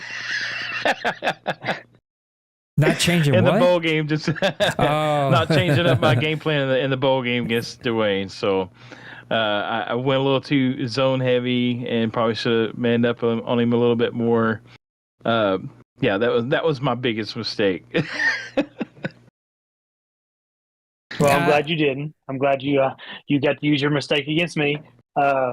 Mine has to go. I think Maniac and Nate called that game. Me and D Money played in the OMFL Bowl a couple Maddens ago, and one of the few times I had him on the ropes, and he threw a pass, and knowing the way I play, I hit sticked him, and it hit sticked him out of bounds, and he got to kick a field goal to win the game rather than going down inbounds. And that's one of my most. You look back, kind of kick yourself. It's just habit. You just want to knock somebody's head off. And it gave him the chance, and he's a machine. You can't give him that shot. So the little things. It's always the little things. I feel like I have a laundry list from fat fingering the wrong button. I do that way too many times. Just like, I don't know why. I just do. I fat finger the wrong button all the time. I kind of make up my mind. That's my biggest mistake overall. I make up my mind where I'm going, and I sort of force myself to see it when it's not there, and I just screw up a lot. I would probably lean towards what both of you said about bowl games. I haven't been in, but 2 of them, a 1-1, lost one against Denbrew. And that one still gets me, man. It's just, that one was a close game. I let it get away from me early by throwing a pick. I ended up fighting my way back into that game. And I think there's a fumble or something that happened late in that game that ended up sealing it for Mr. Denbrew and his championship. And yeah, I think those bowl games, they just come and go so fast. I beat D-Wayne some way, somehow in the playoffs. I beat D-Money some way, somehow. Boy, I was really robbing the gods in that one and jingling the genie's balls to get in the bowl game. And somehow I got there, and I just fumbled away a great game from Mr. Denbrew. And boy, that one still sort of burns in the tailpipe, and one you wish you had back. D-Money says, with the trade deadline approaching, name a team you would like to see make a move to bolster their playoff position. That's a really good question. Who's somebody not named D-Money that you think will make a move to bolster their playoff position? I was going to just say, I know what I want to see is I like to see D-Money not bolster his roster and actually get rid of a bunch of his guys and not get the first-round draft picks. So, Yeah, that would be nice too. Me personally, I have to go with the Giants. I think Bill's kind of stuck in that spot. He lost the game to, if I'm not mistaken, was it Twinkie last week? And I've always been guys, I've always touted Twinkie as a great competitor, a great division rival in our division. So seeing Bill drop that game is tough, but I think Bill's a piece or two away. He's gave me a run every time we've played. I think in the playoffs last year it was a one-score game. I would love to see Bill make a big move, either for a playmaker for that Giants team. I know they're kind of strapped for playmakers, and he's drafted some guys, but I would love to see him get that quarterback of his, another playmaker, or get somebody in that secondary, which sacks earlier, or therefore lack of sacks. And a lot of that is your secondary. My secondary gets me a lot of sacks. That my guys don't lead the league in sacks, but I think I have 3 or 4 guys with 3 or 4 sacks. And I think if you have 2 or 3 good corners, you can make them guys hold on to it for just a second or 2 seconds longer, and that creates your pressure. So I think he needs a game changer in the secondary, or he needs to get a game changer that can help that quarterback and take that Giants just to that next step. It wouldn't surprise me if either you went out and made a move, just a minor move to get there. But I think the other 2 teams that sort of come to mind, Tennessee Titans, I'd like to see them get maybe another weapon on that defense. And then the Seattle Seahawks. He was a big seller this past offseason. Looked like he tried to get younger, cheaper, kind of set himself up for the rest of the cycle. I'd like to see him go make a move and maybe get one playmaker to give him a little bit more balance there and go on a run here in the second half of the season, because I think he's going to need it. I think it's going to be really difficult for him to try to stick to the game plan right now and be able to win. Mr. Hot Tool on Nipple, or as we say, Mr. Nipples, following D-Money's, oh gosh, I just had a stroke. Following D-Money question with another, no, he's just talking like a Puerto Rican. Following D-Money question with another question. Who do you think needs Stephon Diggs? He put S. Diggs from the Ravens on the trade block the most. Players are still available. Thank you for letting me post my trade block as a question. I don't think anybody needs Stephon Diggs, but what do you guys think? Me personally, Maniac, I think that'd be a good player for the Giants. I know he's old. Giants have 2 really young receivers. I think he'd be a great third receiver for him. I know that the Ravens always have players on the block. As somebody who took one of his players off the block this year, I always love trading with Nipples. I can see the Giants or somebody like that. Somebody like Priest that would love an older name who sounds real good for a season, but is probably going to cost you in the long run and regress pretty quickly. Yeah, I was going to say that might be somebody that the Seahawks could maybe possibly use with their passing attack. I don't know. I don't know all his stats. I don't think he's like fell off the earth as far as his attributes. So I think he's still pretty solid. So if he feels confident he's got enough in the fold to make a run, then yeah, I think Diggs would probably work well for the Seahawks. Outside of that, I don't know. I mean, I really can't. I almost guarantee you, though, like the Packers are probably like thinking like, I want Diggs on my team. I could see that.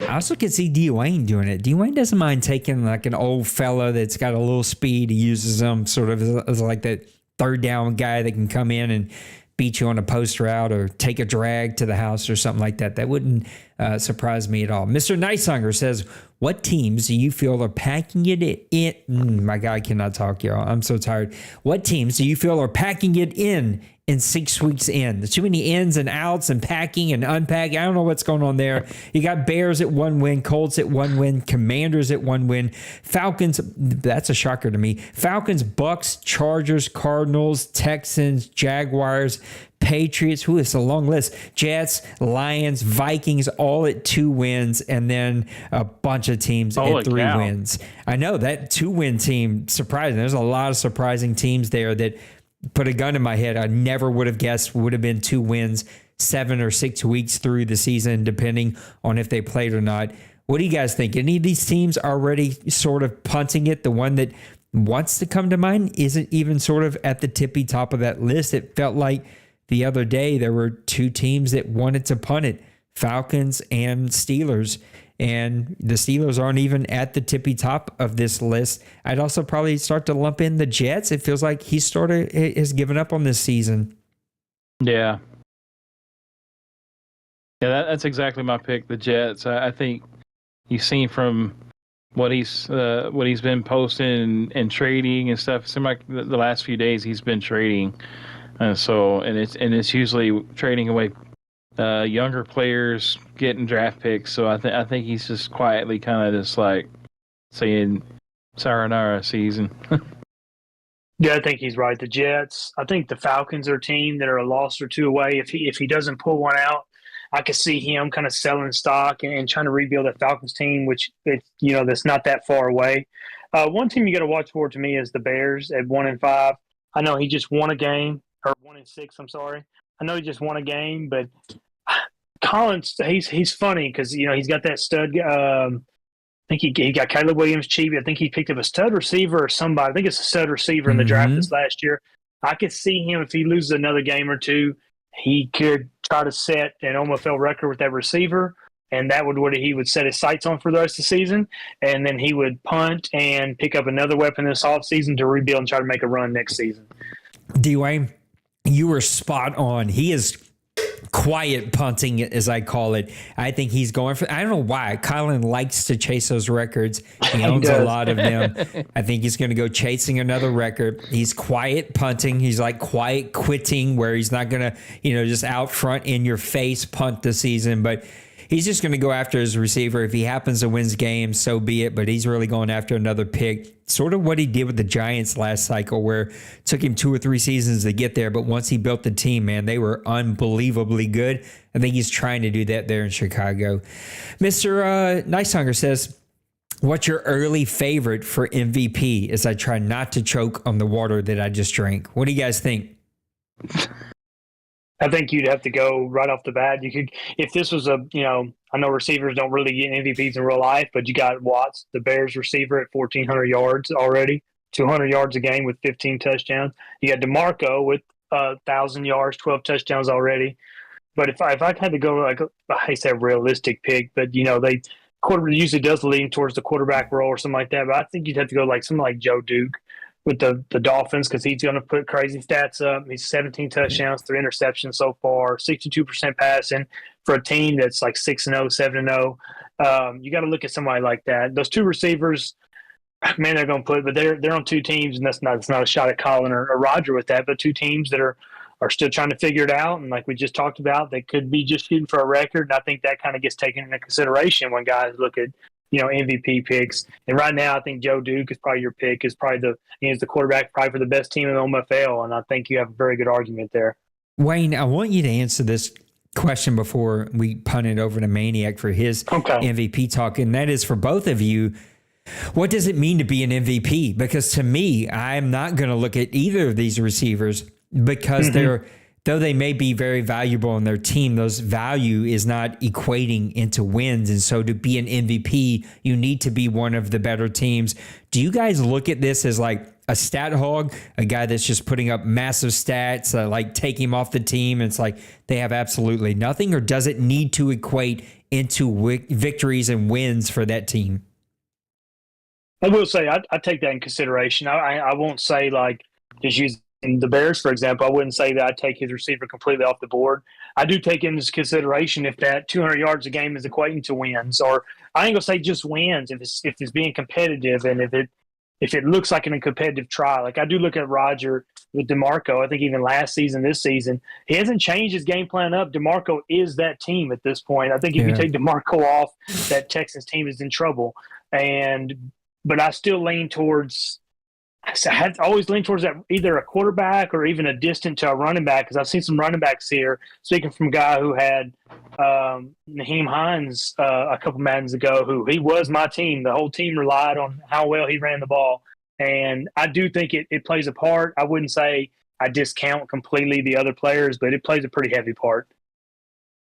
Yeah, I think it needs to, because if you're looking at a team like they're putting up like a lot of stats, but yet they're like not even in a game.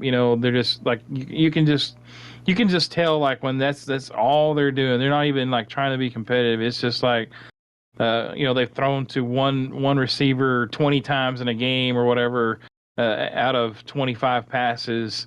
That's kind of like, okay, well, he's just like force feeding this guy. So again, like for me, it's like if they're really being competitive, but they're actually getting those stats and really making it, the team is really making a push to try to win. But you have this guy that is just so far excelling above whoever else is on your team. He's getting 50% of the passing catches or whatever, and he's putting up these phenomenal numbers. Then that's when you start like take notice, like, oh wow, this guy's really the difference maker. And I think that's what an MVP is: the most valuable player of a team. Would ultimately the most valuable player of the league is how much that player is valued on that team to make them more competitive than the next guy. And so that's kind of the way I look at it. Well, who's your early season MVP? I'm kind of leaning towards Joe Duke. Also, I know he just got injured. I think he's going to be injured for another 3 weeks or something like that. So that could cause his stats to fall. But I'm sure he's going to get those stats right back up there. I do think I look currently. I look at the receiver for the Texans. He's been very competitive in every game. And DeMarco has been that guy that is just, he goes to him. Guys know that he's going to go to him. And yet he still is a very big portion of his offense. But it's not the entirety of his offense. Now, I know sometimes it gets away from him. But I do think Roger tends to utilize those guys really well. And I think that's a guy. I also just want to throw this out there. I would like to see some more love for the defenders. I'm a defensive guy. I think like you see like a cornerback or something have like a lot of interceptions and like half of those go for return touchdowns, something like that. Those type of things I think speak highly too about like a defensive play, sack leaders. Guys. I wish they had pressures as a stat because I think. Those are low key, very important to teams making pushes to the playoffs and for your overall record because, without a good defense, most guys tend to struggle in that win column. So, yeah, I think we're seeing a couple of guys really starting to shine, especially on the defensive side of the ball. And I've sort of waffled a little bit. I think Joe Duke is the easy answer, is the early MVP. Kind of out front leader. The injury is definitely going to open up the door. And I sort of like the fact that there's nobody running away with this and it's sort of very open. I would like to show a little bit of love to Mr. Love, Jordan Love.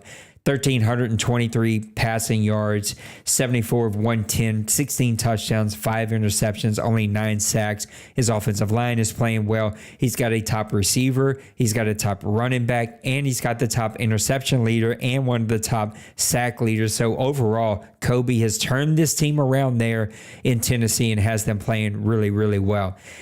Mr. Logan says, which undefeated team has the best chance to finish the season undefeated? Which we haven't seen a ton here in the OMFL. I think Dwayne, you've done it before. D-Money, I think, definitely has done it. We've seen it probably less than 6 or 7 times happen in the entire 25-year history of the OMFL. Let's see who we currently have. Oh, we hit the wrong button. Let's bring up standings, Nate. That's what we want to hit. NFL standings. Currently, we have 3 teams. Dallas Cowboys 6-0, Miami Dolphins 7-0, San Francisco 49ers. 2 of the 3 we have seen here all the time. It's kind of yucky to see them back there. No, I'm just kidding. These are just the dominant coaches who figure out how to win and build great teams. If I had to guess, I think 49ers are definitely going to stumble. There's something about Joe Duke being hurt for 3 weeks. Can he keep up? We've seen him struggle here against the Atlanta Falcons. I'd say if any of these make it all the way through the season spotless, it's going to be our guy Dwayne. I think he's got the best chance, unless his wife is feeding him these bourbons and cokes, and then probably going to see all three of these teams lose. Mr. Maniac, what do you think? Cowboys, Dolphins, 49ers, who has the best chance? I would have to give Dwayne and the Cowboys the best chance. I do think Joe Duke thing is going to eventually come back to possibly cost him a game here and there. Plus, he's been in some close games. So usually, anytime you're playing a lot of close games, even with Joe Duke in and stuff, there's been a couple games where it's been kind of close. And you're giving up a lot of points. Eventually, it's going to come back, and you're going to lose a game here and there. So, I think you rate it Cowboys, 49ers, and Dolphins. I think in that order. Mr. Dwayne, why are you going to say it's not you? Well, yeah, I don't. I think the OMFL is just so deep now. There's no easy games. And I just kind of glanced over all these schedules. I mean, you look like Dolphins got the Giants, Steelers, Bills the next 3 games. You got me with the Chargers, Chiefs, and Broncos, just like an AFC West gauntlet right there. And then the 49ers they got the Cardinals, Rams, and Falcons. I don't know if you could pick any of them. I mean, I would gladly say probably the 49ers, probably the easy one, especially with Joe Duke going down. But the OMFL is just so much parity in OMFL now that I have a hard time believing within 3 or 4 weeks that one of us or all of us probably won't have one loss by then. Man, we got a lot of questions, and it's already after 11. We're an hour and a half deep, so we'll see how we can get through these. Bill says now we're 6 weeks into the 112th season of the OMFL. Name one division in each conference that you believe is the most competitive top to bottom. I'm going to go ahead and toss it over to Dwayne. Get us going here. One conference in each. One conference. One division. Oh, jeez, I need a nap. Somebody put me to sleep. One division in each conference is the most competitive. I'll start with the AFC, and I think you kind of flipped through them, but I think the AFC North probably just the most competitive all around. The other divisions all have some top teams. Then they have some teams that are kind of falling off. The AFC North, for some reason, just rides like 500 almost half the season. But all 4 of those teams can make a run. I think you got Koch, Denbrew, Penguin, and Nipples. When they're engaged and playing, that all 4 of them teams can win an OMFL Bowl any season. And they're all great players. No matter how those teams are built, they seem like they can win games. And I'd have to go with that division, the AFC. And then you go over the NFC. I think anybody has a hard time now not going with just the NFC West just right offhand, just because you got D-Money. You got Logan with the Rams. You got Meek with the Seahawks. You got Joker. And if we even remember back a cycle or two, Joker was the only one that could beat D-Money season in, season out. He'd at least beat him one time. And that division, once again, has 4 teams, 2 of them relatively new, and Joker and Logan. And then Meek's been here, I think, a cycle now, a little over a cycle. So you've got a relatively new division, but you got a division right there that, man, that's just a gauntlet. I would hate to know I'd have to play those 3 other teams, 6 times a season. Maniac. Yeah, I'm gonna go with the NFC side first. I think just from a standpoint of competitiveness, with trying to get a division win, you got to go with the Packers in the NFC North. I think you got the Packers, Lions, Vikings. I mean, even the Bears. They're 1-6, and they're only 2 games out of first place. So I think all these guys are really competitive amongst each other. Outside of their division, they seem to struggle, but within their division, they play a lot. Again, I'm kind of going something different. I mean, you could go any one of these divisions. I mean, Right. Top to bottom, there's so many good players. And like you're talking about the NFC West, and I was looking at the AFC North as well, because I mean, the second place, there's 3 teams tied for second place. But I'm going to talk about the AFC South. Again, same situation with the North and the NFC side. There's only, the Colts are 1-5. Yeah, we know we've been talking about he's having struggles and stuff, but he's only 3 games out of first place, So you got the Jaguars, Texans, both there kind of around the cusp of things and stuff. So I think, it is competitive. Kobe probably is a little bit above notch right now with the 4-2 record, but we've seen him also kind of struggle in the last 3 games. I think he's only 1-2 in the last 3 games. So again, it just kind of opens the door for that parity that you've been talking about. Man, it's hard not to go with the AFC North, especially how that division is playing out right now. I think top to bottom, the most competitive division in the AFC just because of how it's playing out. I think you guys have hit all the reasons why. You can make up a case for any of these divisions. And I really liked your pick of the NFC North. I was going to go that way because it was just a sort of different way of looking at competitiveness. And NFC West, you can never not make the case for this one. Top to bottom, top tier, top half of the league owners in that one. I'm going to talk about my division. I never get to talk about my division, but the Atlanta Falcons, a guy that I think Big Hurt has won an OMFL Bowl here in the past. I have won one and been to a second. The Buccaneers, we know the type of offense, even though he's having a bit of a down season this season, we know the type of offense that Kevin is used to putting up. Panthers, a deuce champion, a guy that's won championships in this entire community, a top tier owner, and a guy that knows how to build a great team. Top to bottom, you never know who can win these games when they face each other, and any of these teams can go on a run once they get to the playoffs.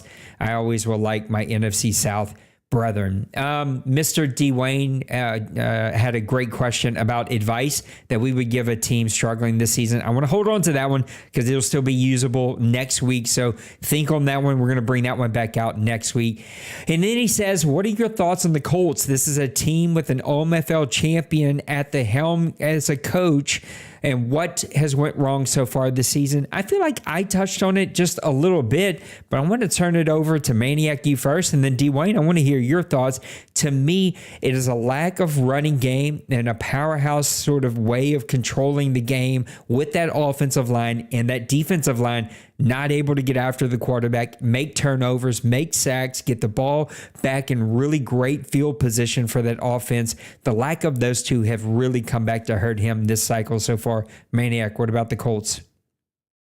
Yeah, I think those are good look takes at it. I think I kind of talked about it too.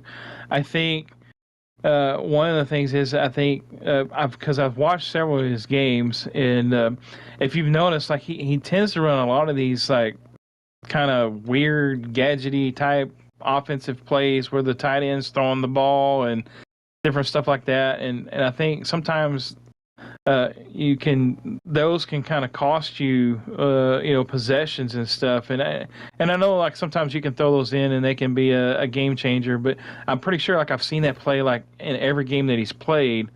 And so like maybe like a revamp of the playbook might do him some good, going in and looking at some plays that he's got, and maybe kind of readjusting his focus. And like you said, running the ball.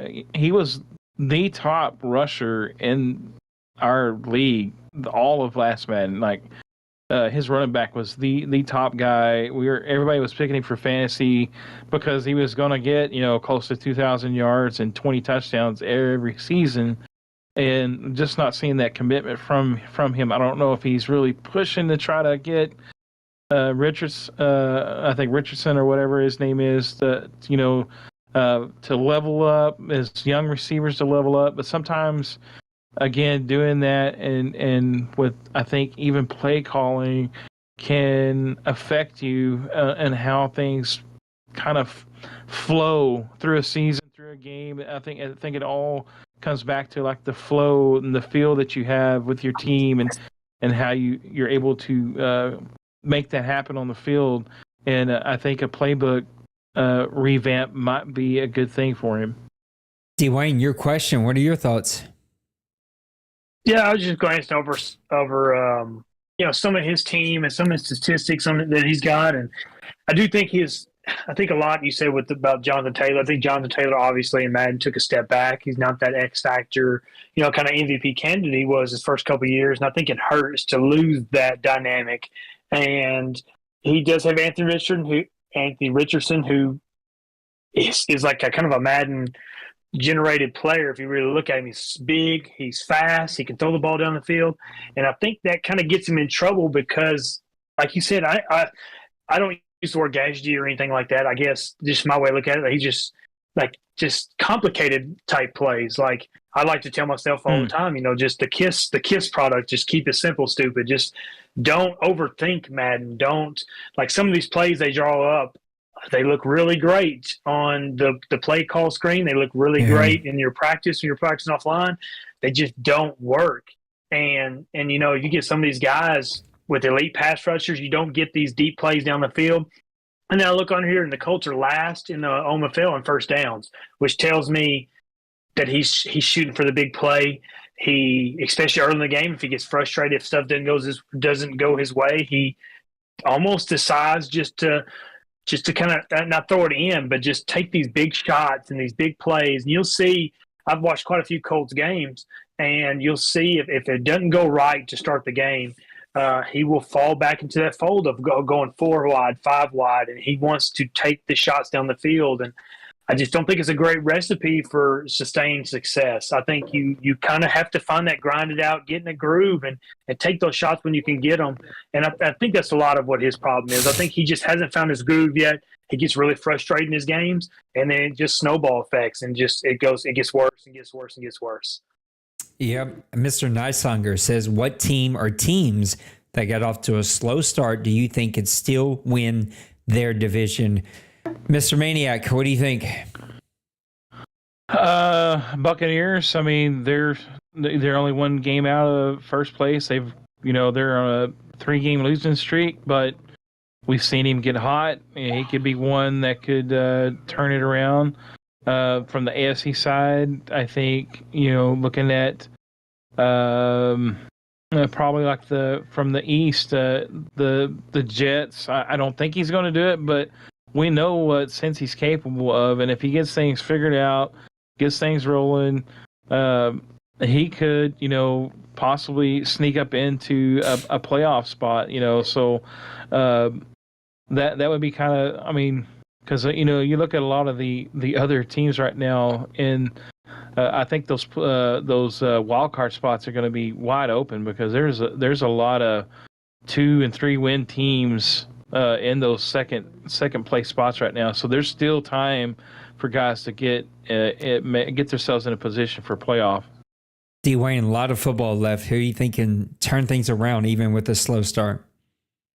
Well, we talked about him earlier, and in the same aspect, we said he could tank and could try to just, play for a record. I think Colin in that NFC North, I think it's wide open. I think if he wins a few games and turns down, some of his turnovers with Williams, I think he can win that division because you have Tim. Tim's a great coach. Neisinger with the Vikings has shown he can play with anybody. He's just got to get over that hump, figure out that passing game. And the Packers, Priest, when he's playing great, he plays great, but he's so volatile. Just when he can get that ball rolling, we've seen the end of last season. I think he was in position to be in that playoff race and lost 3 or 4 games to end the season to fall out. And that division is just so wide open. You got 4 owners there that could win it. And I think Collins won. He's only 2 games, 1-6, and he's 2 games back in that division. And if you go to the AFC, I think the Jets were a great pick just because we all know what he can be when Cincy, when he's engaged. We've seen what he can do. He's won multiple championships here. But if I had to pick a team, it's so tough. But I would honestly say would be Fleury with the Jaguars. And I know that's tough because he's in the division with Kobe. But he's tried to make some moves. He's probably made as many moves as anybody else has this season, trying to put some pieces in place. If I'm not mistaken, Fleury's the one who picked up Justin Fields, who is another one. He's a Madden, stupid good Madden quarterback. And I think if he figures things out, and for some reason, if Kobe takes a stumble, I think the Jaguars will be right there breathing down his neck. And I think he's a good enough coach and he's got some pieces in place that he can make a run for that AFC South division. I love the Jags pick. That was going to be mine. I think that is the team that, off to a slow start here, but we've seen him go on the run last season, and he could definitely turn things around. I also really like the Bears pick. I think, he could tank. He could also really go on a run here, and that NFC North is really up for grabs. And so I'd go with the Lions.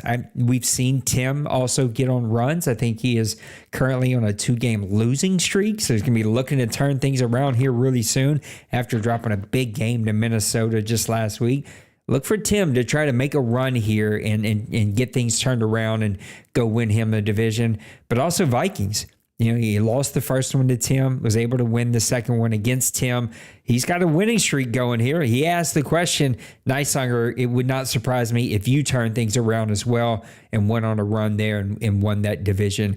Mr. Kobe, we're going to save your next question because I think it's a great one, and I want to unpack it with plenty of time. But your second question, Kobe says, each of us has a different strategy when it comes to team building.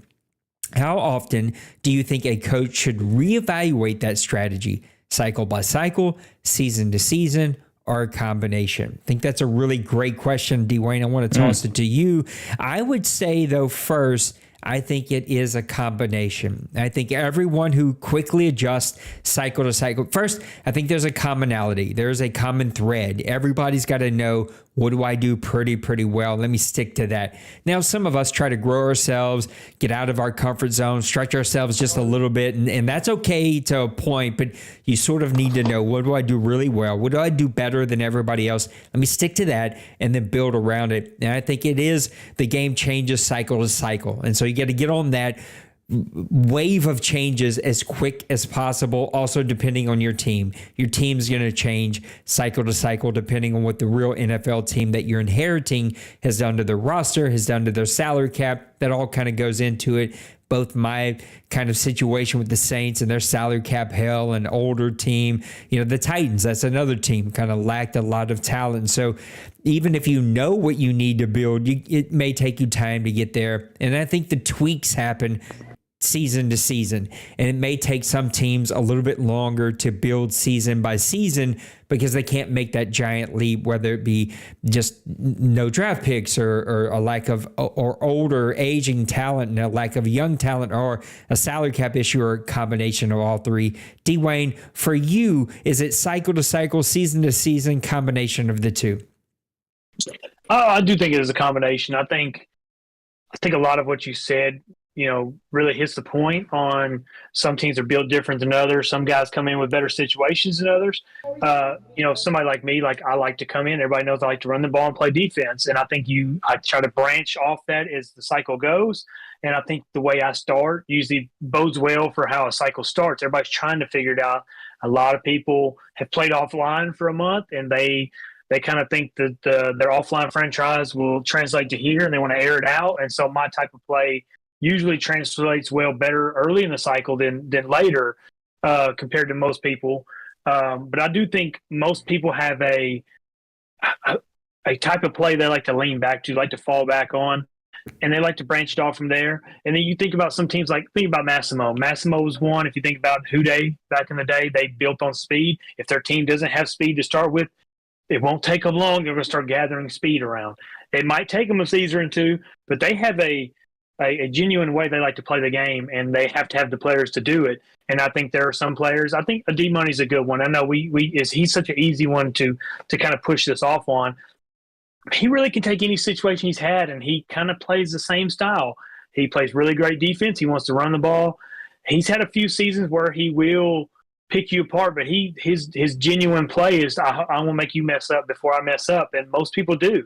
Most people can't play the waiting game with him, and I think his type of game play translate well to most teams. He's also been genuinely, I can say lucky, because he's very strategic in what he does. He always has fell into a good team. I don't think he's ever fell into a bad organization since he's been here, at least since I've been here. So he's usually had his pieces in place for the way he likes to play. So I really think it genuinely matters to what kind of gameplay you like to do and how fast you can get to that point. Yeah, I was just thinking. Yeah, usually when D-Money is asking about team swapping, that team's probably not going to be any good the next Madden. So probably so. But I think it has to come down to a combination. I think if you're only if you're limiting yourself to cycle or season to season, I think you're probably setting yourself up for disaster. And I think I've been there in that point before where I've made up in my mind this Madden. I'm not going to really be much of a trader. I'm just going to stay with the team that I have, build up my young guys and stuff. And I think a lot of times that it hurt me in the past and stuff. So I've tried to evolve a little bit into being that guy that's a combo, looking at drafting, but also making moves with my assets to build my team up again. I made a move, picked up the big guy from Kobe, the big defensive tackle. He's young. The guy from Texas, he was just drafted, so now he's going to be that guy that's going to be kind of solidifying, hopefully, my run defense in the middle. He's a big-bodied guy that'll allow my faster linebackers to make plays. So again, you got to evolve, think outside the box sometimes, and yeah, I had to give up a draft pick, but the guy's young. He fits what I want to do on defense. I went out and got him. And hopefully that's going to be something that pays off for me in the future.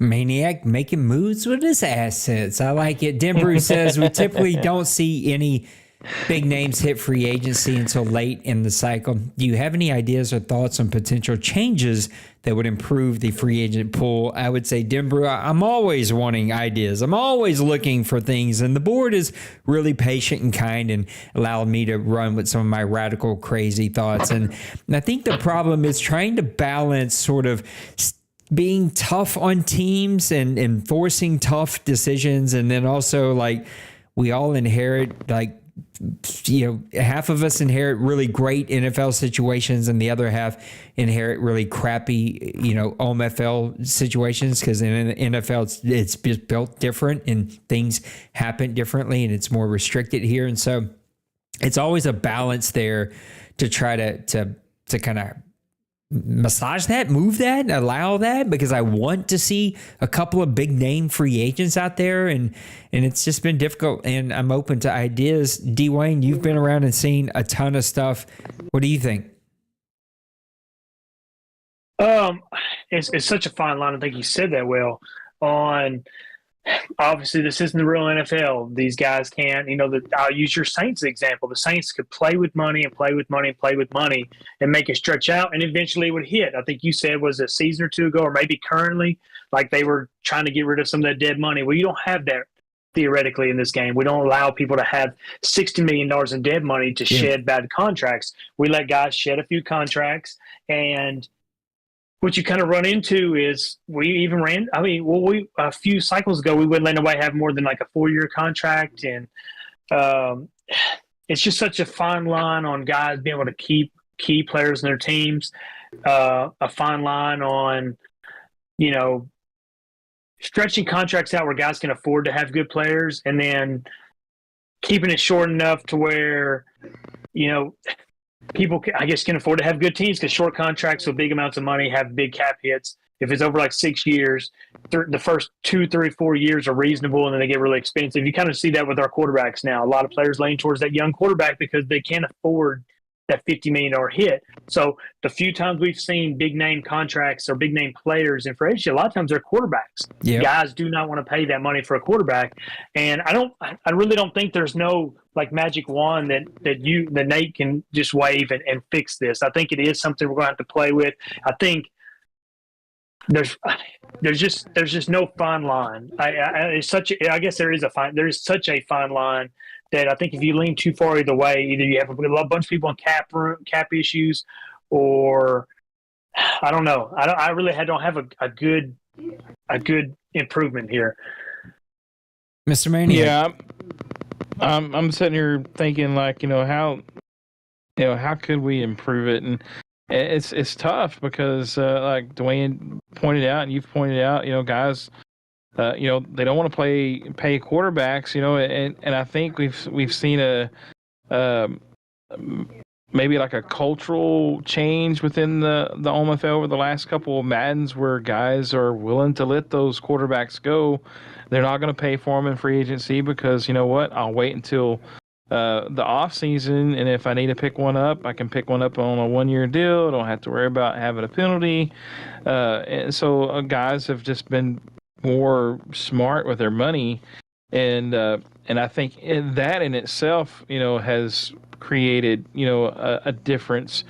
Now I think and maybe I don't know what he's thinking, what he's seeing. I'm taking a stab here, for instance, a team like the 49ers where he's got superstars loaded all about the defense, and somehow, some way he's still able to pay all those guys. And you would maybe like to see within the league him struggle maybe more to keep those guys together.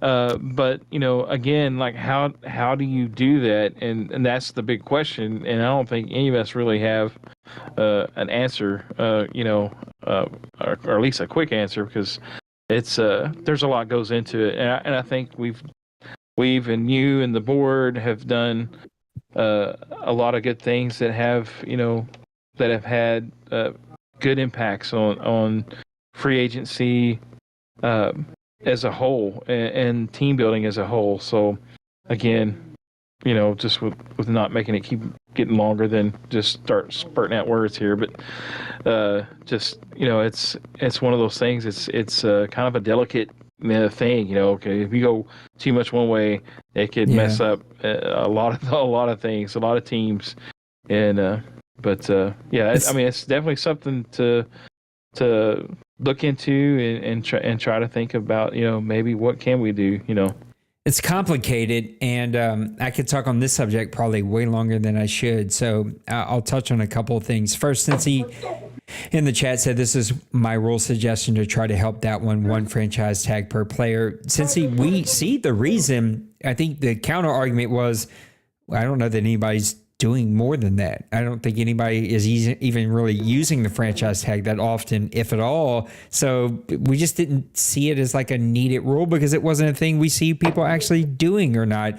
And then Logan, the problem with your idea would be numbers are ever evolving and changing. And let's say a team goes on a run, have a great season, a lot of XP, and all of a sudden they got 495 plus guys overall, and all of them on 5-year contracts. Now you're forcing them to trade or cut two great dudes on fat contracts, totally wreck their salary cap. So we can't do that either.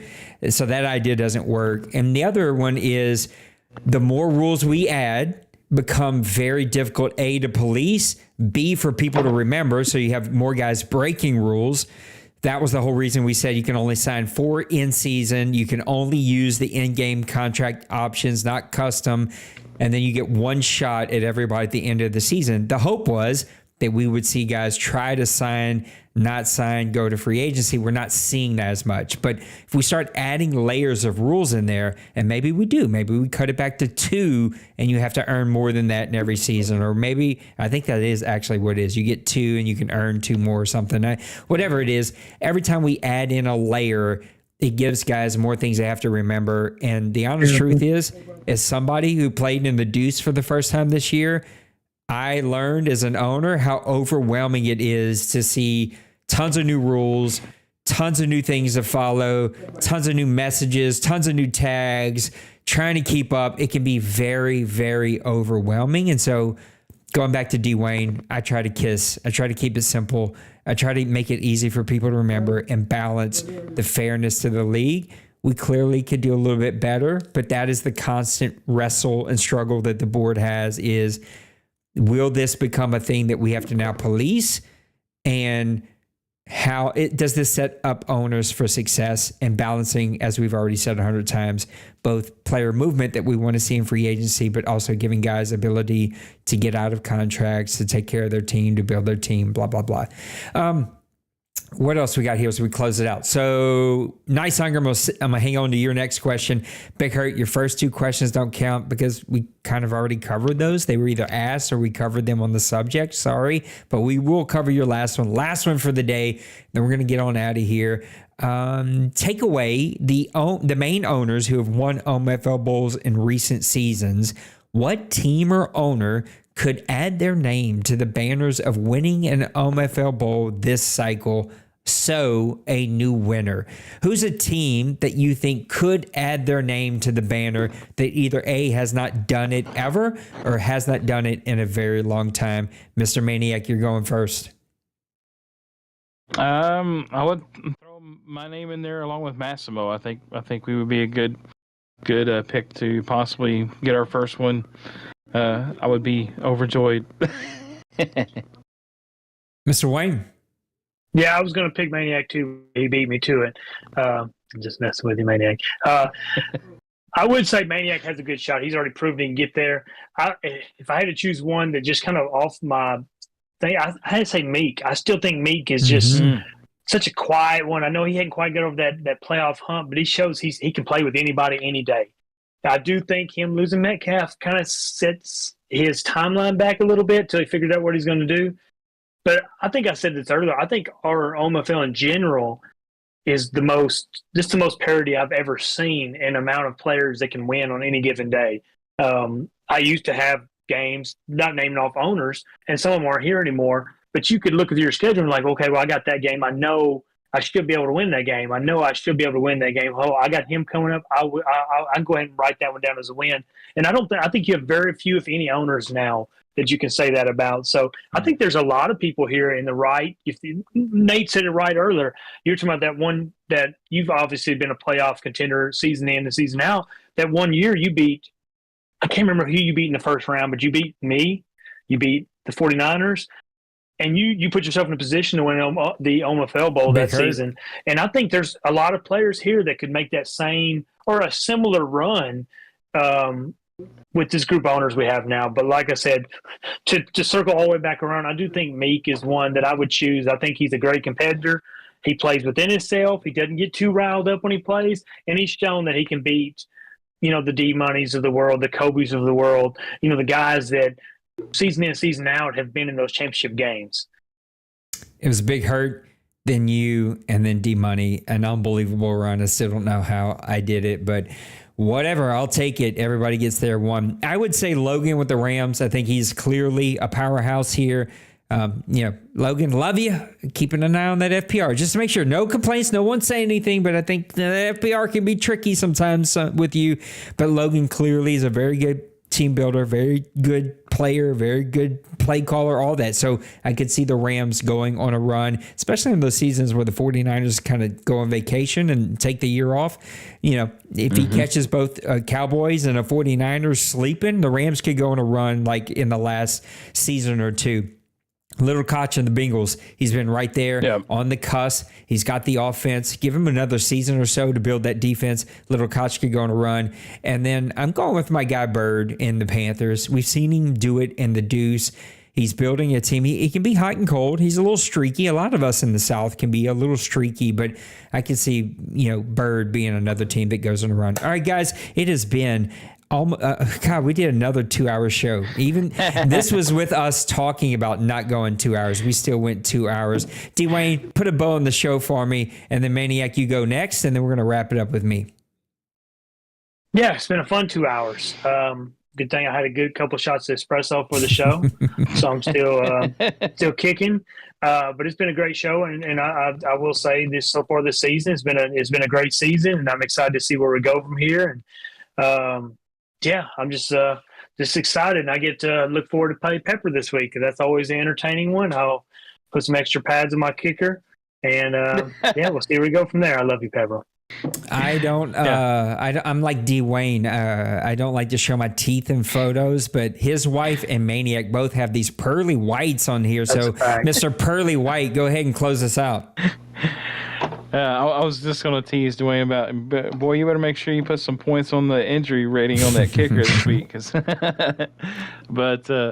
I'm excited to see how the season's unfolding. I think you're seeing a lot of teams kind of stepping out, and different teams. Dwayne said it so much about the parity in the league.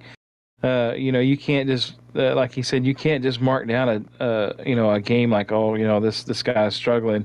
I mean, a 1-6 team can come in and kick your butt. That's just the way it is, and that's the way it should be. And I think that makes for a more fun league and a more diverse league, because when you got games where like, oh, I ain't got a chance or whatever, and if you're a lower team, it just makes.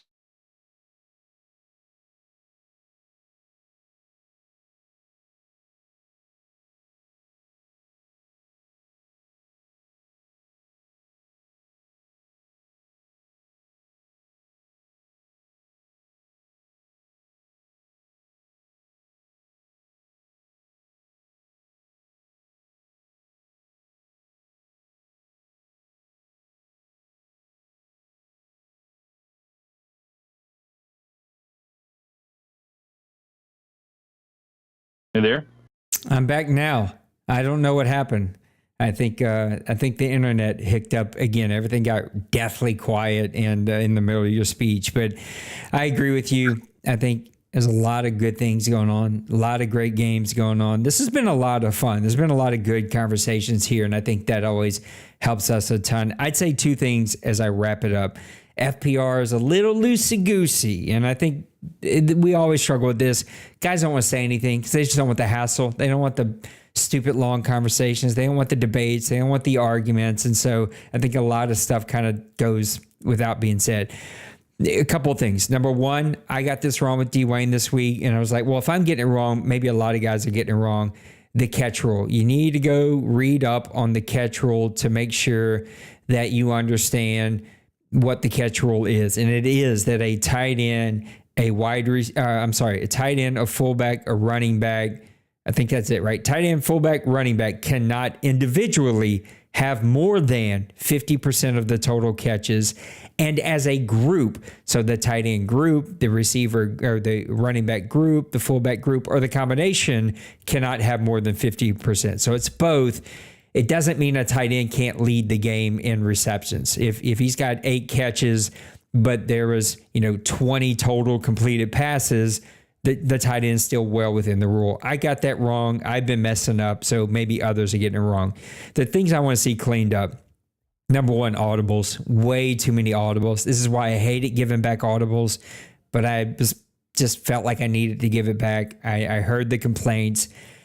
But this is why I hate audibles, because guys just turn their brain off. And I'm going to call a play. I'm going to come out. Oh, is he a man? All right, I'm going to audible to this. He's in zone. I'm going to audible to this. And it's just like a constant all game long audibling back and forth. Guys aren't giving the defense time to audible and react. And it's just like, it's just brain dead football to me. It's like, I get it. This is not the NFL. We're not calling 2 plays at the line of scrimmage, figure out. It's just not what we are. None of us are NFL quarterbacks. We don't do this full time. Play a very flawed video game, be a play caller, be strategic in calling plays. Audibles are there to use in special circumstances, but don't abuse it. And I think we're getting abused. Second is zone defense. And I think this is a little bit of Nate issue because I've seen a lot of zone. I've had 2 games with over 65% zone most of the game. One game was close to 90. One game was close to 85. I'm sort of over the zone. Let's watch the zone, okay? Just get it within the rule set and you're cool. Mix it up and you're cool. But like, we can clean up those 2 things. Outside of that, keep scheduling, keep having a good time. Go do your trades. Make sure you're watching your FPR over resigns and player movement and all those things. I think we're going to be golden. Dwayne, I appreciate you. I know you're working crazy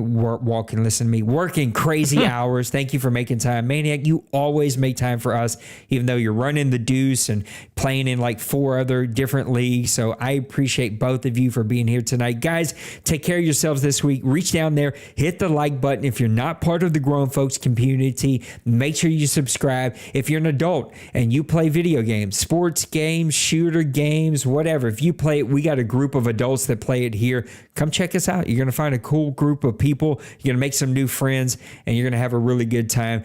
Details down in the description. Until next time, take care of yourselves. Take care of those around you. I love you. You matter. We'll see you in the next one. Peace.